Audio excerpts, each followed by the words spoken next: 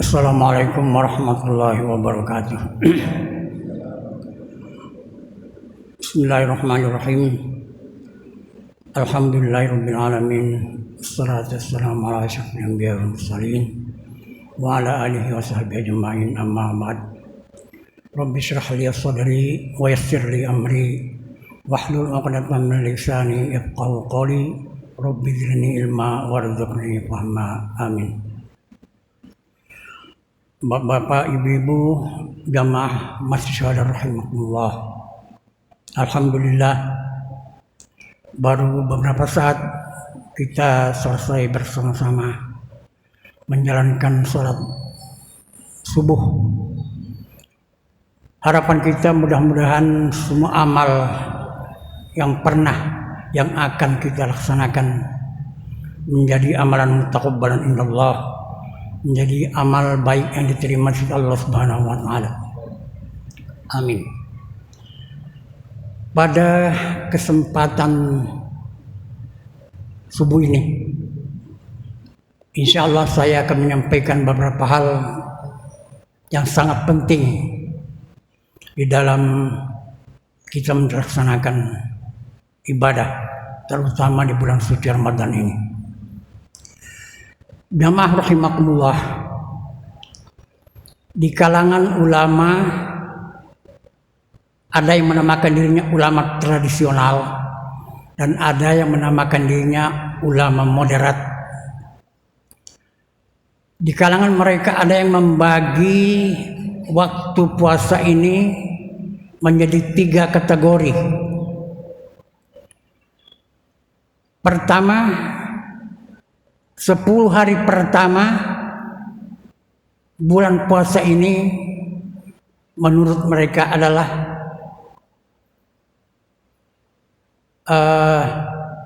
babak penyisihan. Ya, itu bahasa paling gampang itu. Memang banyak orang-orang yang tersisih pada babak penyisihan di 10 hari pertama bulan Ramadan ini. Dan mereka yang tersisih itu biasanya ialah orang-orang yang melaksanakan puasa secara syariat. Ya, itu yang kita ketahui dan dapat kita saksikan sendiri. Ya, di pasar-pasar ada rombong-rombong tempat berlindung. Ya, silahkan Bapak Anda menilik ke dalamnya itu. Yang makan minum itu bukan non muslim. Ya, kalau mereka itu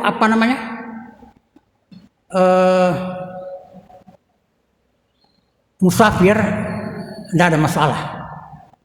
Ya, memang itu ada haknya untuk tidak berpuasa pada bulan suci Ramadan ini. Itu yang pertama. 10 hari yang kedua menurut mereka itu merupakan babak semifinal.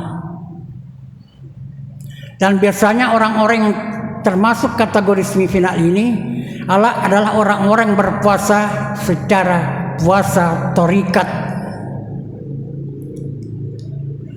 Dan yang ketiga ialah 10 hari terakhir dari bulan suci Ramadan ini mereka memasuki babak final.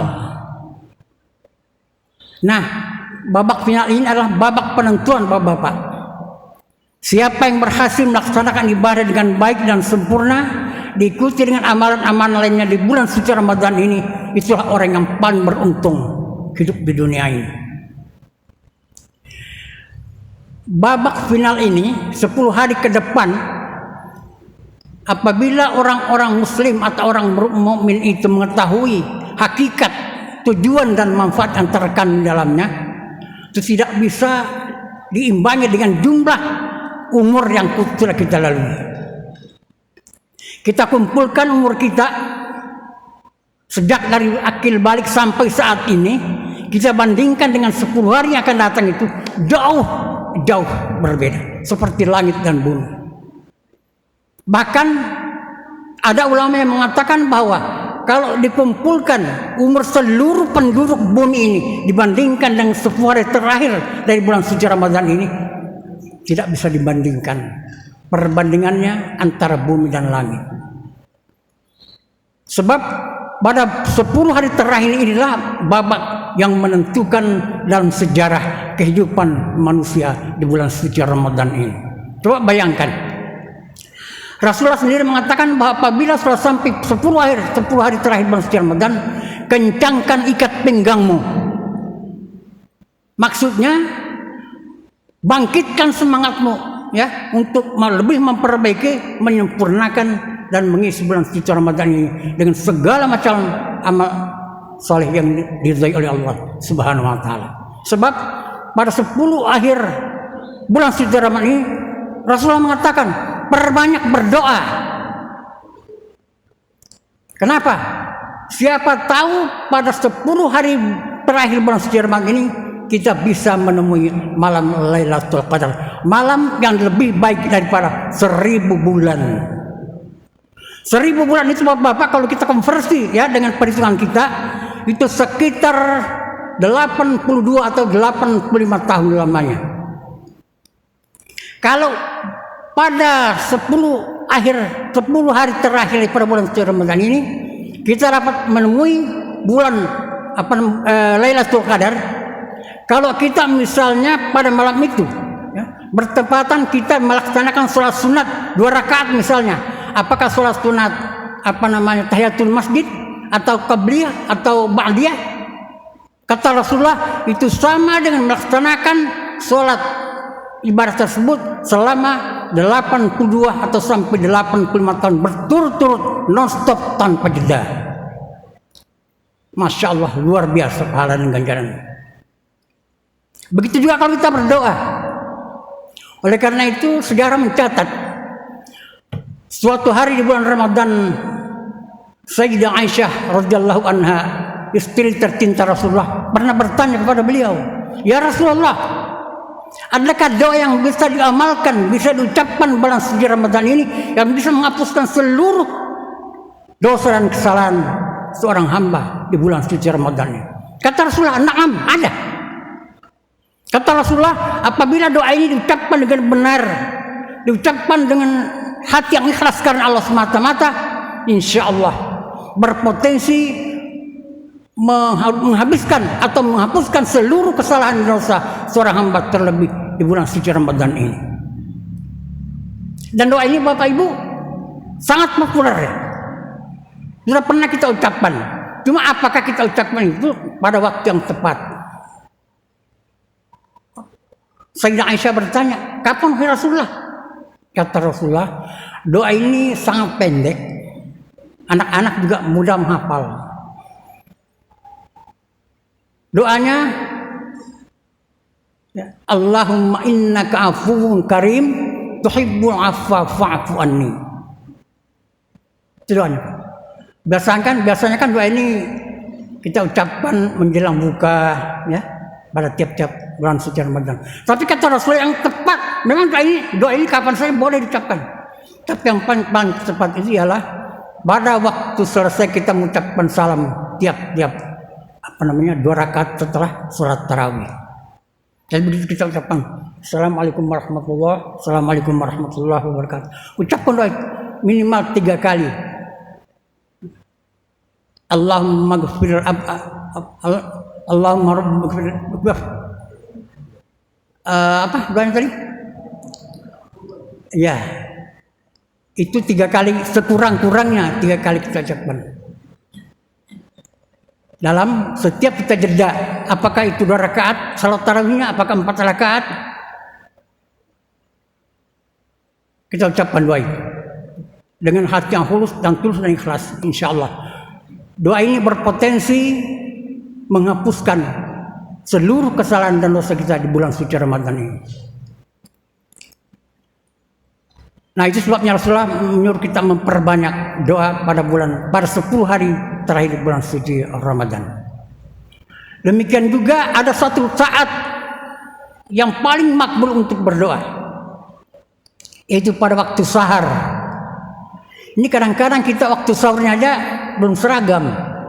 Ada makan sahur jam 2, ada jam 3, ada jam 4. Padahal menurut Al-Quran diperjelas dengan hadis Rasulullah, waktu makan sahur yang paling afdol, yang paling utama itu ialah pada waktu sahar. Waktu sahar itu adanya di penghujung 2/3 malam setiap malam hari itu. Waktunya memang pendek Bapak-bapak, waktunya sekitar 25 atau sampai 30 menit. Bahkan ada yang mengatakan hanya sekitar 20 sampai 25 menit. Kalau di zaman Rasulullah waktu itu ditandai dengan apabila Rasulullah memerintahkan Bilal bin Rabah melakukan azan pertama di zaman Rasulullah itu sampai sekarang di Madinah, itu kalau subuh 2 kali azan. Ya. Bapak-bapak yang sudah menunaikan ibadah haji bisa menyaksikan atau mendengar itu. Apabila Bilal bin Rabah diperintahkan melakukan azan, itu subuh belum.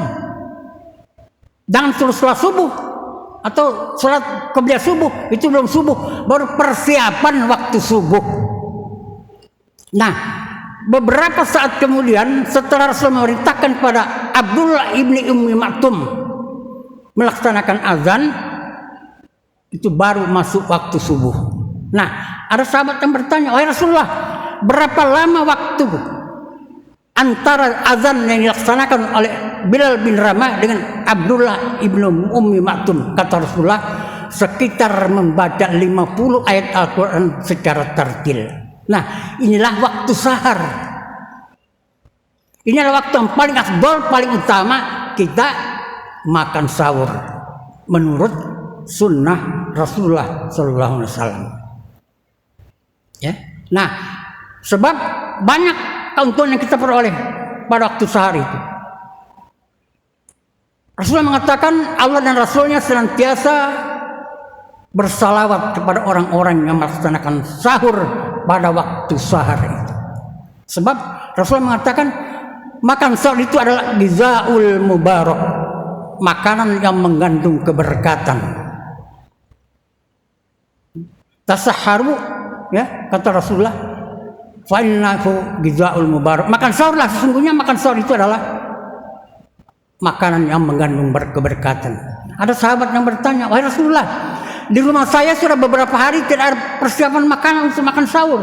Apa kata Rasulullah? Tasahharu walau bijur'atin ma'in.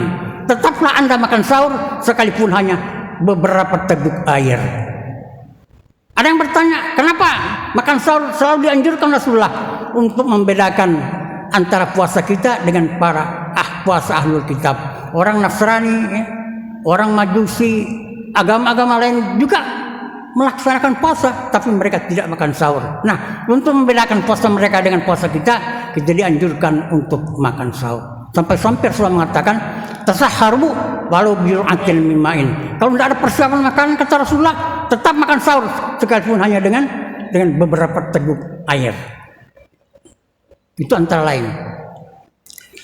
Kemudian Bapak Ibu, ada lagi hal yang penting menjelang, ya, karena ini kita pada hari ini kita sudah memasuki 10 hari terakhir daripada bulan suci Ramadan. Satu kewajiban kita yang paling mendasar juga ialah mengeluarkan zakat fitrah. Rasulullah bersabda, "Siyamur Ramadan mu'allaqun bainas samai wal ardi illa bi zakatil fitri." Puasa Ramadan kita ini tergantung antara bumi dan langit. La yarfa'u, tidak sampai ke Allah Subhanahu wa taala terkecuali dengan disertai pengeluaran zakat fitrah. Jadi jangan sampai kita karena asik beribadah kita lupa dengan kewajiban kita ini, yaitu melaksanakan zakat fitrah, ya. Zakat fitrah ini berbeda dengan zakat harta, Bapak Ibu. Kalau zakat fitrah ini dipersyaratkan niat untuk mengeluarkan. Tapi kalau zakat mal, zakat harta enggak. Malah kalau di zaman Rasulullah untuk mengumpulkan zakat harta, zakat itu dibantu satu tim, satu panitia kecil untuk mendatangi rumah-rumah orang kaya, rumah-rumah orang berat untuk mengambil barangnya itu. Makanya di Quran itu Allah berfirman, "Khudz min amwalihim shadaqatan tutahhiruhum wa tuzakkihim biha." Tidak dipersyaratkannya. tapi tim inilah yang mengambil. Ya, kata Abu Bakar Siddiq, kalau perlu diambil secara paksa kalau mereka tidak mengeluarkan zakat fitrah itu. Jadi beda dengan zakat apa namanya? Kalau zakat fitri ini kan untuk menyempurnakan, memperbaiki, barangkali puasa kita ada yang salah, ada yang kurang tepat, ada yang bolong, ada itu. Nah, menyempurnakan itu ya dengan zakat fitrah. Di samping zakat fitrah berguna, agnahum biha bisu'ali hadzal yaum, untuk mencegah fakir miskin itu untuk meminta-minta pada kiamat, itu disyariatkannya pelaksanaan zakat fitrah di setiap bulan suci Ramadan. Dan waktu yang paling tepat biasanya, waktu wajibnya adalah menjelang pelaksanaan sholat Idul Fitri sampai khatib akan naik ke mimbar. Jadi kalau misalnya ada istri kita melahirkan pas subuh, ya, pas subuh 1 Syawal, itu sudah wajib dikeluarkan zakat fitrahnya. Sudah menjadi tanggung jawab kita. Sebelum batasnya sampai khatib naik ke mimbar. Itu batas pengeluaran zakat fitrah. Tapi kalau zakat harta kan lain. Kalau zakat harta itu bukan menunggu nisabnya, enggak. Kalau zakat harta itu tidak menunggu nisab waktu batas waktu ditentukan. Tapi wa atu haqqahu yauma hasadih misalnya, ya. Rasulullah mengatakan keluarkan zakatnya misalnya pada hari dipanennya. Kalau itu misalnya padi, jagung, gandum, sama dengan hewan, ya. Kalau misalnya kita punya kambing, ya, 40 ekor wajib 1 ekor. Fi kulli arba'ina syatan. Per tiap 40 ekor kambing itu zakatnya 1 ekor kambing, ya. Itu perbedaan antara pengeluaran zakat fitrah dengan pengeluaran zakat harta. Inilah Bapak-bapak para jemaah, barangkali pada pertemuan ini yang dapat kami sampaikan hanya sekedar mengingatkan saja, ya. Sebab kita ini manusia pelupa, ya. Innama sumiyal insan lin nisyan. Kita ini dinamakan manusia karena pelupa, ya, karena kesibukan dunia kita kadang-kadang terlupa dengan kewajiban-kewajiban agama kita. Mudah-mudahan ada manfaatnya. Kurang lebihnya mohon maaf. Wabillahi taufiq wal hidayah. Assalamualaikum warahmatullahi wabarakatuh.